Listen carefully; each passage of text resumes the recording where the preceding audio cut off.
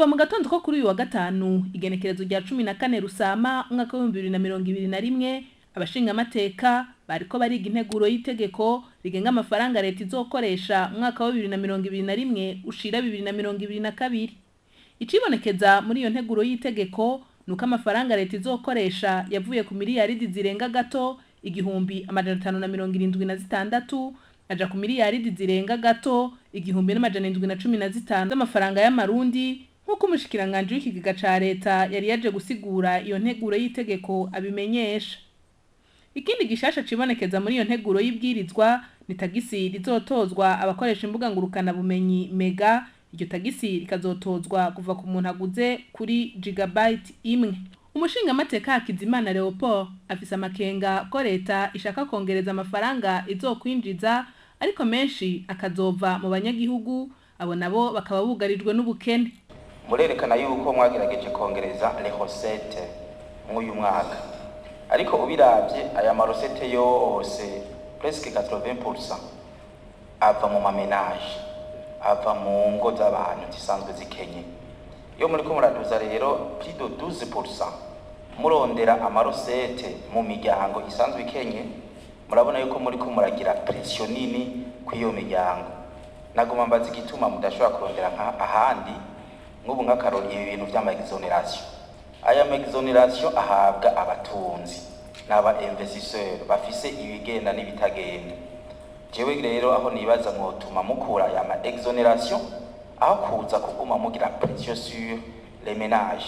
Nagoma nce nongera mbarize ngaha nyimba biri mu byo mujejwe murazotubwira igihe kimwe cyangwa mutubwire muri makenya ico umunyagihugu yungutse kuri aya ma exoneration, kuko bitagenze uko tuzoba dusanga ari inote source de détournement. Kuri ayo makenga yiwe umushikiranganje arishura. Nagira n'ukuri sigure neza tugusigura incuro nyinshi icari cyo exoneration. Hariho abantu benshi bibaza ngo exoneration ntabwo batuzi. Hari abantu benshi bibaza ngo exoneration ntabwo batuzi. Exoneration ziri mice nyinshi, ziri mice ubuntu turavye amategeko dusanzwe tujera dukoresha kwapika biraturashitse ku matext ashika 200 agenga ivy'amaexoneration. Ubwa mbere hari amaexoneration ahabwa abashinga bitari sabagwiza tunga n'abashinga bitari, kuko atamutahe wazanye ngo ukore igikorwa cy'iterambere kiboneka ntibaza ngo wawe ufise miliyaridi zitanu mu mufuko ubakongera yani mafaranga. Hari ibintu bibiri urashobora kuvuga ati turakuyeho exoneration kuba investisseur ntizosubira kuvugwa. Umu investisseur arashobora kuza akavuga ati jewe yitanze momba ndagiye muri ico gisata. Mugabe ndababwire yuko ashobora kuvuga ati bivanye n'izindi mvo nyinshi, ashobora kuvuga ati nigiriye mu bindi gihugu aho bahereza ubushoro bona ati kandi situation kugira ngo l'investissement yiwe azoshobore kuyigaruza hakiri kare.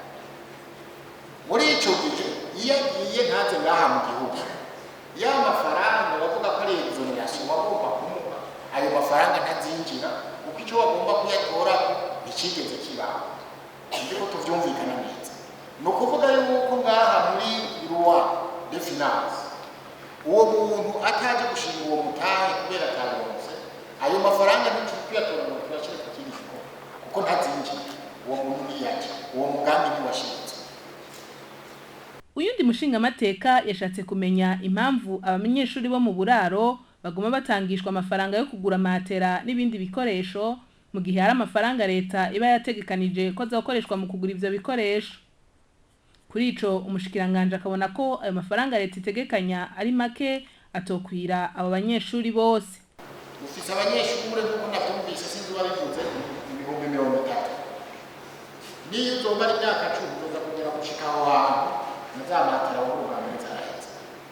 Turabizi twaba twahamagariwe amashuri twize ko tuja guterera kuja kugira gute ko haba amashuri rero yayeterana ashobora kuba adafise imatera zikwiye. Ivyo birashobora kumvikana. Ikibazo cy'uko kumbure bahamagarira cyangwa abandi kugenda bitwariye imatera mu ntunge kumbure sindakivuge ko birebire kugira ngo muzoronka akanya ko kubibaza umushikiranganji ico gisata cega nico kimwe n'ibindi bikoresho by'intebe n'ibiki byose ndibaza yuko azoshobora. Umushingamateka Agatongwasa we yagize amakenga ko amahera agenewe amakomine akatira mu makoperative. Ahandi afise amakenga ni ku mafaranga iyo nteguro y'itegeko ivuga ko azokoreshwa mu gusanura indege irerura umukuru w'igihugu. Ayo mafaranga Agatongwasa akabona ko ari menshi. Baravuga yuko leta iha amakomine 87 n'ibice 83 pour les projets de développement des communes. Aha mugabo rero iyo hageze ya ordonnance conjointe baca bahindura aya mafaranga ntaba y'amakomine akaba y'amakoperative. Kuko iterera koperative na komine numva yuko umenga baba barengera kanimbi amabose y'ekomine kuko aya mafaranga ngaje dutoye ayaja mu projet de développement ya komine. Dusabe rero yuko ayaguma ari ya komine hanyuma amakoperative nayo bakriye un fond yo kuyakuya. Hanyuma iyindi proposition que j'aimerais faire ni kuri rubrique 62560 mu mafaranga ari muri présidence de la République. Ikibazo twaba tukibaza mugabo tukaronka inyishu imeze uko yimereye nibijanye na rubrique bavuga ngo ni entretien de l'avion présidentiel. Iyo ndege ikoreshwa ku bihumbi amajana 340 y'amadolari mu mwaka. Ugiye kuraba nimba ari kajugujugu karugwa shasha guhera ku miliyoni n'ibihumbi amajana 200 y'amadolari kuki hatoba kugura. Naho nyene umushikiranganji yishuye Amakoperative aratandukanye n'amakomine. Amakoperative aratandukanye n'amakomine. Mugabo ari mu makomine ateza imbere amakomine. Nico gituma twebwe tuvuga tuti muri aya mafaranga miliyoni 87 kugira murazi yuko kera leta yatanga miliyoni 500 ikayahereza amakomine. Hari amakomine menshi amafaranga miliyoni 500 ivyo bubatse bamwe baca birukanga muri kuruse yo kubaka komine anetaje andi birukanga kubaka kumbure ibintu birebire. Mugabo tumenye neza yuko amafaranga ari immobilize mu nzu, ntavyara hajya biba bihetse. Mugabo amafaranga agiye kugwiza umwimbu aravyara. Niho muntu bahaje ikimbiro oya reka tubanze tuze gushigikira ibisata vya production byo kugwiza umwimbu. Mu gushigikira ibyo bisata byo kugwiza umwimbu uhaye amafaranga komine ntizoja kurima. Reka rero bice muri aya makoperative kugira ngo ashobore kugwiza umwimbu. Mugabo komine yose ironka uburyo ushobora kubungana n'ubwahandi. Bamwe abagwiza umwimbu w'uburimyi baca kubaza baca kugira muke ayahabwe. Mugabo tumenye neza sa amafaranga bahabwa n'amafaranga ategerezwa kugaruka kugira ngo asubire azarasubira muri sirwa. Rero jewe sinzi ngira ngo tuba tubyumva tutandukanye. Mugabo koperative iri muri komine iteza imbere komine. Ni nk'uku tuvuga tuti komine uyihaye amahera umengo wawimye province ikana uhaye komine uhaye province uhaye cyose. Ndagarutse ku kibazo cyane cy'imibare presidentielle. Iki kibazo cyabagijwe kenshi sinzi ubona bagejeje ubundi namubaje mbega indege mukuru w'igihugu cya Etazi ninje muri twakoze. Indege mukuru w'igihugu cya Etazi ninje yitwa wiki. Bere mpora indege yose yicaye mu yitwa Muzenya Air Force One. Itegerezwa kuba yanditse ko Air Force One.